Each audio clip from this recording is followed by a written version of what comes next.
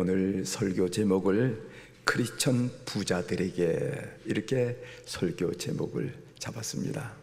오늘 우리 본문에 뭐라고 말씀하셨냐면은 들으라 부자들이야, 이렇게 얘기했는데 그 본문을 인용해서 크리스천 부자들에게 이렇게 말씀을 나누려고 준비를 했습니다.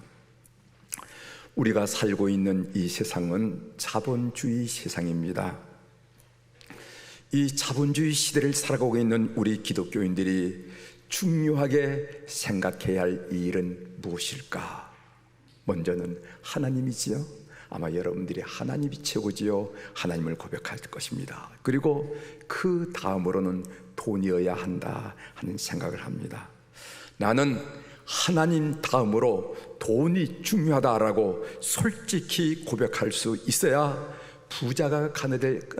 부자가 될 가능성이 그만큼 많이 열리게 되는 것입니다. 속으로는 무척 돈을 좋아하면서도 겉으로는 아는 척, 이런 이중적인 태도로는 돈 버는 일에 전력을 다할 수가 없습니다. 따라서 부자가 될 가능성도 그만큼 줄어들게 마련이죠.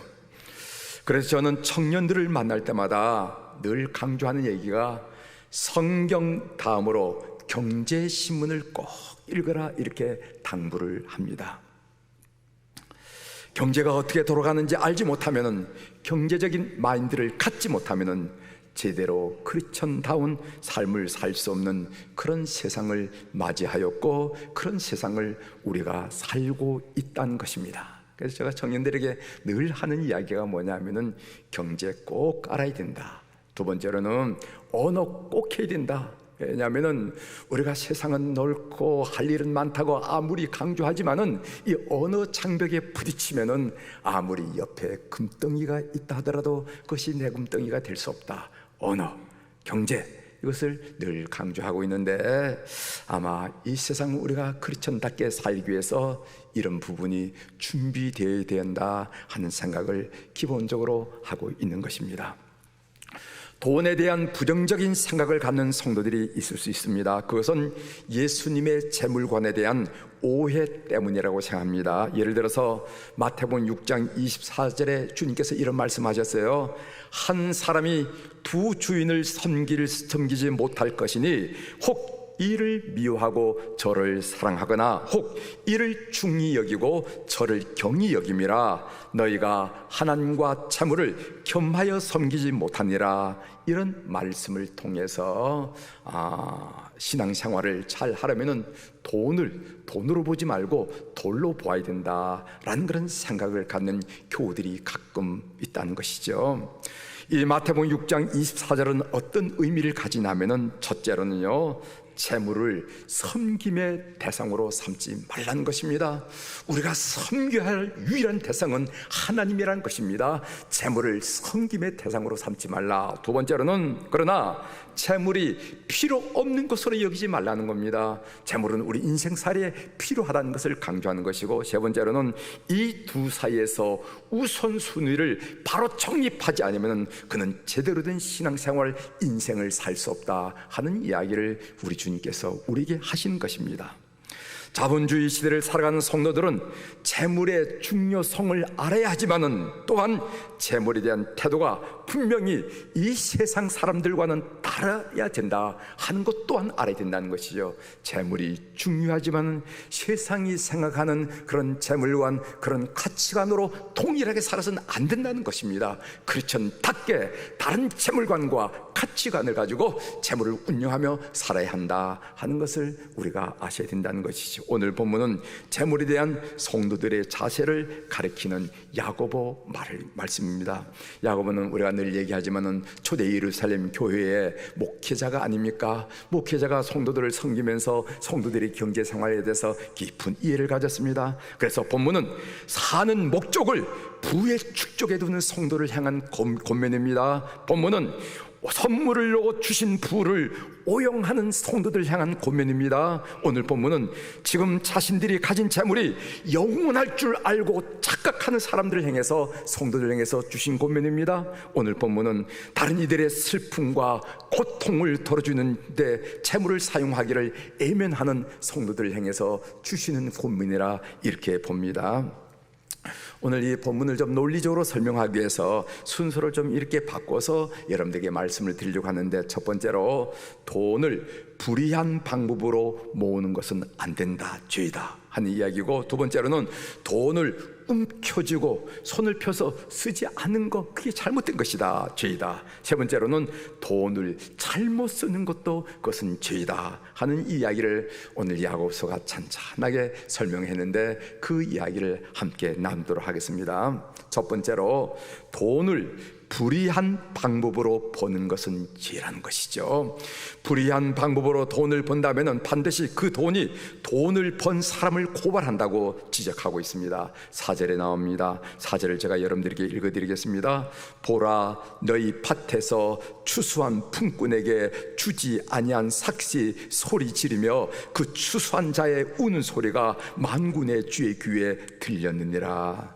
정당하게 지불되지 않는 임금은 침묵하지 않는다는 것입니다. 그 삭시, 주인을 고발하기 위해서 소리를 지른다는 것입니다. 그 소리가 욕심으로 가득 찬 부자의 귀에는 들리지 않을 줄 모르지만은 심판자이신 하나님의 귀에는 반드시 들린다는 것입니다.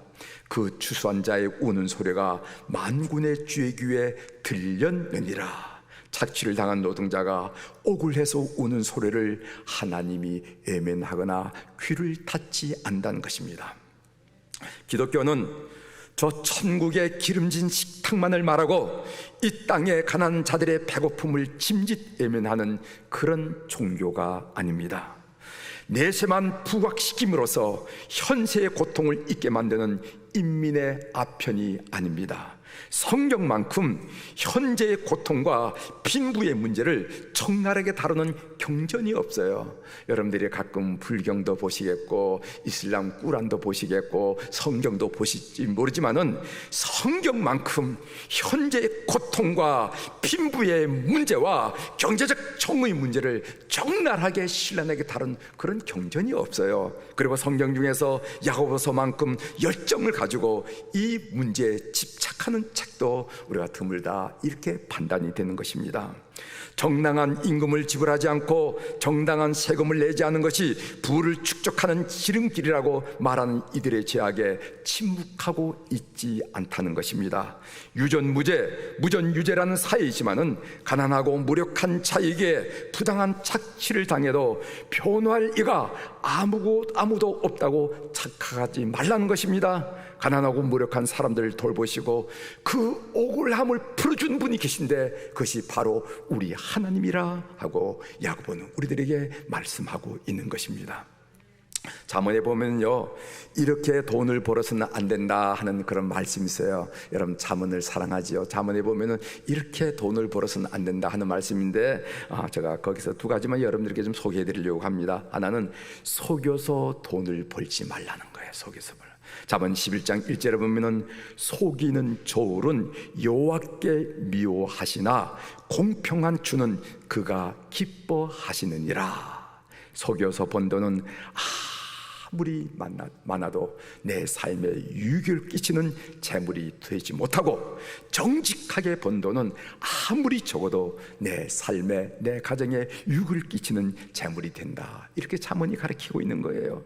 잠언 13장 21절에 보면은 망령 때에 얻은 재물은 줄어가고 손으로 모은 것은 늘어가느니라 라는 말씀이 있습니다. 여러분 도박 아시죠? 그런 것으로 얻은 돈을 망령 때에 얻은 돈이라 이렇게 정의를 하고 있는데, 어떤 때는 굉장히 많이 들어오는 것 같지만 결국은 줄어간다는 겁니다. 그 줄어가는 거야.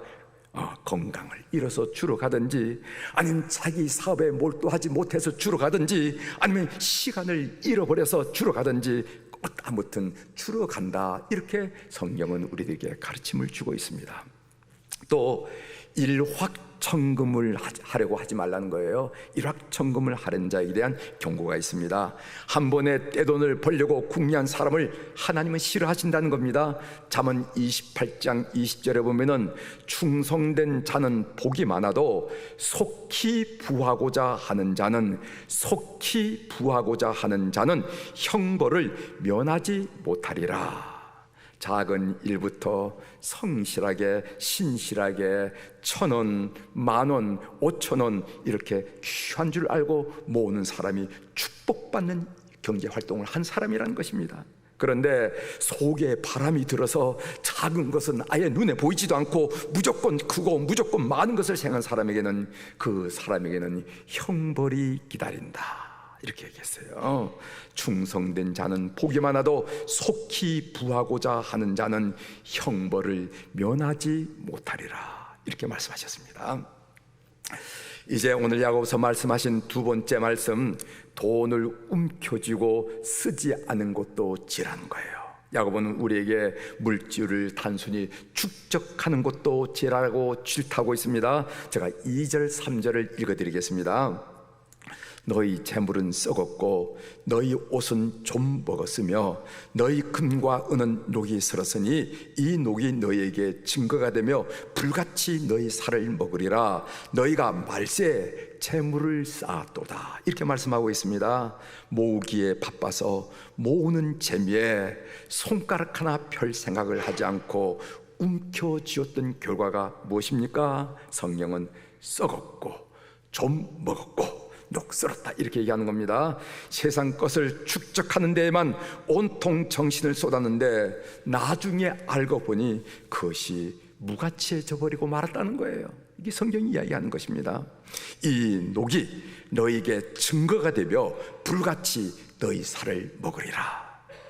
나누어 먹는 대신에 썩혀서 내버리는 음식과 과일이 증거가 된다는 것입니다. 그 증거가 우리를 고발한다는 거예요. 나누어 입는 대신에 유행이 지나도록 방치한 옷이 증거가 된다는 것입니다. 그 증거가 우리를 고발할 것이라고 야고보가 말하고 있는 것입니다. 강도질만 나쁜 죄가 아닙니다. 필요한 사람에게 베풀지 않은 것도 똑같은 죄라는 거예요. 주는 것이 없으면은요, 버는 것과 저축하는 것이 아예 의미가 없다는 것입니다. 우리가 땀 흘려 벌고 그렇게 쓰지 않고 저축하는 것이 남에게 선한 일에 베푸는 것이 없다면, 주는 것이 없다면 그 버는 것과 저축하는 것이 의미를 갖지 못한다는 거예요. 그래서 디모데전서 6장 18절 19절에 보면은 선을 행하고 선한 사업을 많이 하고 나누어 주기를 좋아하며 너그러운 자가 되게 하라. 이것이 장래의 자기를 위하여 좋은 터를 쌓아 참된 생명을 취하는 것이니라, 이렇게 말씀하셨습니다. 여러분, 마태복음 25장이나 보면은요, 여러분들이 너무도 잘 아는 양과 염소의 비유가 나오죠. 그 양과 염소의 비유를 살펴보면 이 사실이 더욱 분명해집니다. 영광의 심판 보좌 앞에 모든 민족이 모였습니다. 목자가 양과 염소를 구별하는 같이 두 그룹으로 쫙 갈라놨어요. 무슨 특정한 악행을 한 사람과 하지 않은 사람으로 나눈 것이 아니었습니다. 이웃에게 자비를 베푼 사람과 자비를 베풀기에 실패한 사람으로 나눴다는 것입니다. 주님이 바깥 어두운 곳에 던지라고 선언했던 것은 죄목이 많아서가 아니었습니다. 다만 선행을 향한 기록이 전혀 없었기 때문입니다. 자기 욕심에 겹겹이 쌓여서 다른 사람의 형편에 대해서 얼마나 눈먼 삶을 살았는지 그들은 이렇게 대답하다는 것입니다. 언제 주님이 그랬습니까? 언제 주님이 배고픈 적이 있었습니까? 언제 주님이 헐벗은 적이 있었습니까? 언제 주님이 옥에 갇힌 적이 있었습니까? 그렇다면 저는 그냥 지나갈 리가 만만데요. 저는 주의 일이라고 한다면 이등도 서로 하고 뒷전이라니 무슨 말입니까? 저는 이등도 서로 했는데 뒷전에 있었다고 그렇게 말씀하시니 무슨 말씀입니까? 이렇게 이야기하다라는 거예요. 그날 주께서 우리 각 사람의 행위를 엄숙히 물어보실 것입니다. 세상을 살면서 너는 지극히 작은 자 하나에게 사랑을 실천했느냐? 인생 여정 곳곳에 주어진 선행의 기회를 붙잡았는지 물으실 것이라는 거죠. 여러분들이 인생을 살다 보면은요, 여러분들의 눈으로, 여러분 귀로 이렇게 선행의 기회가 하나님이 주세요. 하나님. 그런데 그 선행의 기회를 예민하는 거지, 예민한지, 아니면 그것은 척지만 붙들려고 애를 썼는지 하나님께서 여러분들에게 물어보신다는 겁니다. 여러분 한번 지금 생각해 보시길 바랍니다. 인생을 살면서 기억할 만한 선행을 하신 적이 있으십니까? 생각해 보십시오. 인생을 살면서 지금 생각해도 가슴이 뿌듯한 돈 씀씀이를 하신 적이 있습니까? 자다가 일어나도 그때 내가 어려웠지만 그 돈은 정말 잘 썼어. 힘껏 가난한 사람을 도운 적이, 공부하고 싶은 가난한 학생에게 한 차례 등록금을 대준 적이, 가난하고 병든 사람에게 치료비를 대준 적이, 아무튼 사람다웠다, 인간다웠다, 그리스도인다웠다 라고 생각하게 여겨질 만한 그런 선행을 여러분들 인생 중에 하신 적이 있느냐? 오늘 야고보는 우리에게 묻고 있는 거예요. 세 번째로, 돈을 잘못 쓰는 것도 지혜라는 겁니다. 부자들이 흔히 저지르는 또 하나의 죄악은 사치와 방종이라는 것입니다. 5절이죠. 너희가 땅에서 사치하고 방종하여 살육의 날에 너희 마음을 살찌게 하였도다. 사치와 방종에 돈을 소비하는 것도 죄악이라는 것입니다. 누가복음 16장에 보면은 거지 나사로와 부자의 비유의 말씀이 나옵니다. 그곳에 등장하는 차색 옷과 고운 베옷을 입고 날마다 호락게 즐기는 한 부자가 음부에서 고통받는 이유가 무엇인가? 그것은 단순히 부자로 살았기 때문이 아닙니다. 부자로 살았기 때문에 음부에서 고통받는 것이 아니라 그는 자기가 가진 돈을 바로 사용하는데 실패했기 때문이라는 것입니다. 그는 더 맛있는 음식을 먹고 더 고급스러운 옷을 입고 더 좋은 차를 타고 더 넓은 집에서 호락게 생활하는데 하나님이 주신 물질을 다 쏟아붓고 말았다는 거예요. 이것이 바로 그가 음부에 거할 수밖에 없는 이유라고 성경이 밝혀주고 있습니다. 어떤 부인이 백화점에서 입이 떡 벌어질 만큼 비싼 옷을 눈 한 번 깜짝하지 않고 샀습니다. 옆에서 그 광경을 지켜보던 한 아주머니가 이렇게 말했다는 거죠. 어떻게 저런 비싼 옷을 눈 한 번 깜짝하지 않고 살 수가 있을까? 혼자말로 중얼거렸답니다. 혼자말이 옷 사는 부인의 귀에 들렸습니다. 그 부인이 대뜸 이렇게 얘기하더라는 거죠. 내 돈 가지고 내 마음대로 쓰는데 무슨 잔소리가 그렇게 많아? 라고 쏘아 붙이더라는 것이죠. 내 돈 가지고 내 마음대로 쓰기에 제어가 안 된다. 그러나 성경은 그렇게 말하고 있지 않아요. 객관적인 기준이 모호하긴 하지만은 사치는 죄악입니다. 여러분, 이 사치라고 말했을 때 얼마를 쓰면은 이건 사치고 얼마를 쓰면은 사치가 아니다, 이런 객관적인 기준이 없어요. 여러분들의 삶의 형편에 다 다릅니다. 그러나 우리의 소비 생활은 양심의 한계를 벗어나면 안 된다는 거예요. 이 야고보의 가르침을 꼭 기억하시길 바랍니다. 우리에겐 양심이 있는 게 아니에요. 그런데 이거는 이렇게 하면 안 되지 하고 양심이 지적할 때 여러분들이 차지할 줄 알아야 된다는 겁니다. 이것이 오늘 성경이 야고보가 세 번째 말씀하는 내용이라는 거죠. 복문을 묵상할 때 되새겨지는 말씀은요, 우리 인생 중에 기억할 만한 씀씀이가 있어야 한다 하는 것이 자꾸만 저의 마음속에 남더라고요. 젊었을 때에는 주택 구입과 자녀 교육을 위해서 돈을 써야 할 것입니다. 노년에는 노후 대책을 위해서 뭔가를 준비해야 될 것입니다. 그러나 우리는 인생 중에 기억할 만한 씀씀이가 있어야 한다는 것이죠. 가난하면 가난한 대로, 가난하다고 기억할 만한 씀씀이를 못한 게 아니에요. 가난하면 가난한 대로, 부자면 부자대로 기억할 만한 씀씀이가 있어야 됩니다.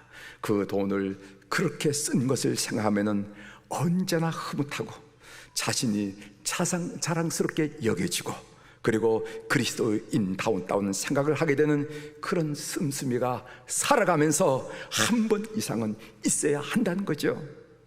우리 교회에 이런 씀씀이를 하는 교우들이 많아서 참 행복합니다. 여러분들은 잘 이렇게 입으로 소개하지는 않지만은, 드러내지는 않지만은, 저희 교회 그분이 그랬다, 그렇게 귀한 씀씀이를 때마다 경험마다 그거 그냥 귀뚱으로 넘겨버리지 않고 꼭 챙기고, 적지만 크지만 이렇게 섬기는 사람들이 우리 교회는 참 많아서 아마 성숙한 성도들, 성숙한 교회가 아니겠는가 하면서 자랑스럽게 생각합니다. 어느 목사님의 설교 중에 나온 이야기입니다. 1982년 1월 19일 조간신문에 이런 내용이 났습니다. 장애인들에게 직업 교육을 시키는 모임인데 돈이 없어서 집세를 내지 못해 겨울철에 쫓겨날 판이었습니다. 다음날 한 분이 이름을 밝히지 않고 수표 5장을 포함한 돈 190만 원을 보내어 밀린 집세와 연탄을 사라고 했습니다. 1982년도에 190만 원이면 큰 돈이죠. 그러면서 쪽지 한 장을 넣었는데, 자기 이름은 밝히지 않고 쪽지 한 장을 넣었는데 그 쪽지에 이런 내용이 있었다는 거죠. 저에게 중학교, 고등학교에 다니는 두 아들이 있습니다. 둘 다 전교에서 1, 2등을 합니다. 어제 수도가에서 빨래를 하는데, 옛날엔 수도가에서 빨래했죠? 수도가에서 빨래를 하는데 중 2학년인 둘째 아들이 신문을 들고 들어오면서 엄마 이것 좀 보세요, 우리가 도와줘야 할 사람들이 있어요 하더랍니다. 그래서 큰 아들의 대학 입학금을 지원한 집안에 있는 돈 전부를 보내드립니다. 하나님께서 지금은 이렇게 작은 심부름을 시키시지만은 앞으로 더 큰 심부름을 시키실 줄을 믿습니다 하는 그런 종이의 내용이었습니다. 그 설교를 들으면서 귀가 펑펑 뚫리는 그런 느낌을 받았습니다. 세상에 이렇게 신앙생활을 하는 그리스도인도 있구나. 이렇게 내 생명을, 내 경제적인 것을 하나님께 맡기면서 하늘 나른 새를 보라고, 들의 장미꽃을, 들의 꽃을 보라고 말씀하시던 그 하나님을 진실로 신뢰하면서 이렇게 하나님의 음성에 반응하는 사람도 있구나 하는 것에서 마음에 큰 감동을 받았습니다. 하나님께서 지금은 이렇게 작은 심부름을 시키시지만은 앞으로 더 큰 심부름을 시키실 줄 믿습니다. 지금쯤 분명히 어머니의 그런 믿음을 본 자식들은 더 큰 심부름을 이 사회 곳곳에서 하고 있으리라 그렇게 믿습니다. 여러분, 인생 중에 기억할 만한 씀씀이를 위해서 기도하십시오. 여러분, 평범한 상태에서는 이런 일을 하기 어려워요. 여러분 어떻게 기도하시냐면, 첫 번째, 그런 기회를 달라고. 두 번째로는 그런 기회를 기쁨으로 감당할 물질을 달라고.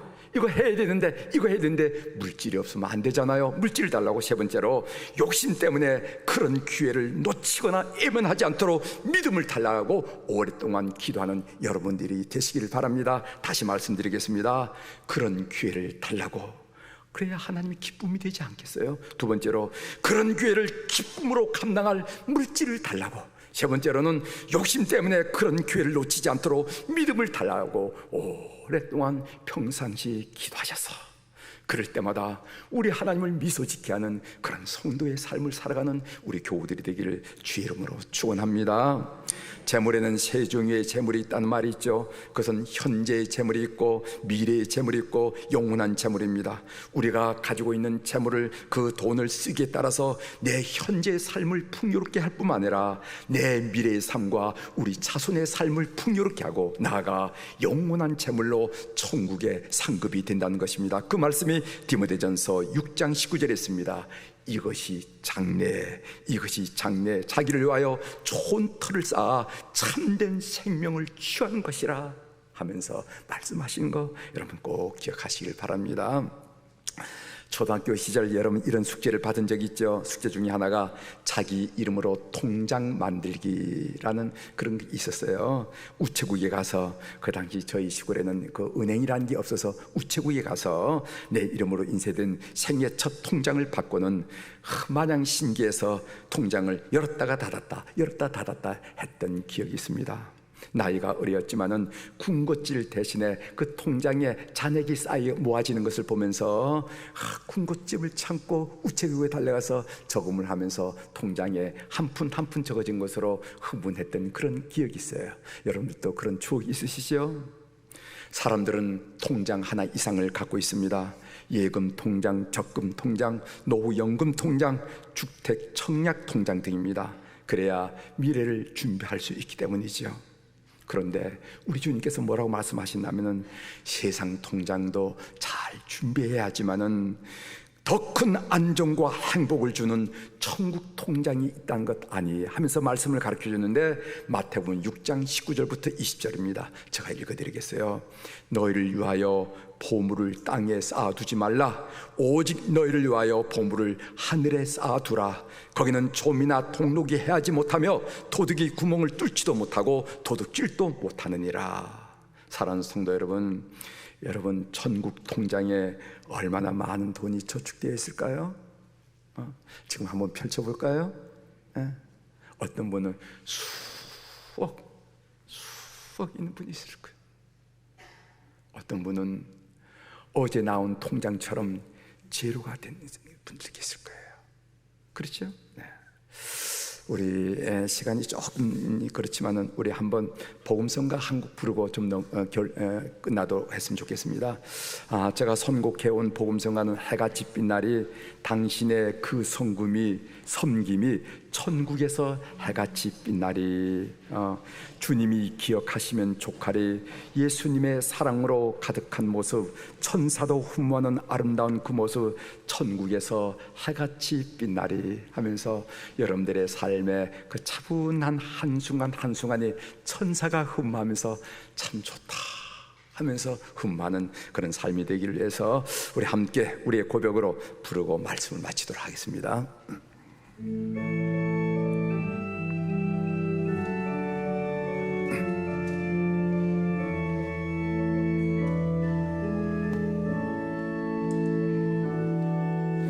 당신의 그 섬김이 천국에서 해같이 빛나리, 당신의 그 겸손이 천국에서 해같이 빛나리, 당신의 그 믿음이 천국에서 해같이 빛나리, 당신의 그 충성이 천국에서 해같이 빛나리, 주님이 기억하시며 족하리, 예수님 사랑으로 거룩한 모습, 천사도 흠모하는 아름다운 그 모습, 천국에서 해같이 빛나리, 당신의 그 순종이 천국에서 해같이 빛나리, 당신의 그 사랑이 천국에서 해같이 빛나리,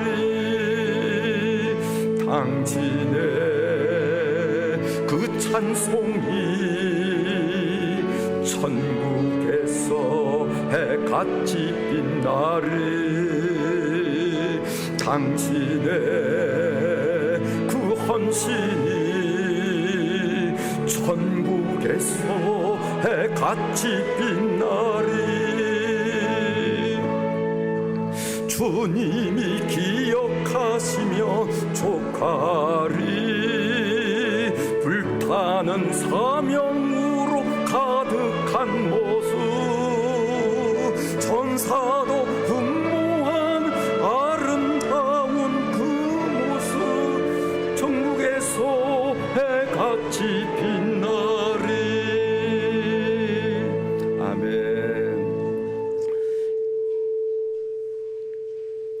여러분들의 삶이 이 땅에서도 참 해같이 빛난다 라는 칭송과 찬사를 받길 바라고, 또 여러분의 삶의 일정이 다 끝난 다음에 주님 앞에 섰을 때도 해같이 빛나는 그런 삶이 되기를 주의 이름으로, 그런 물질 생활하는 교우들이 되기를 주의 이름으로 축복합니다. 기도하시겠습니다.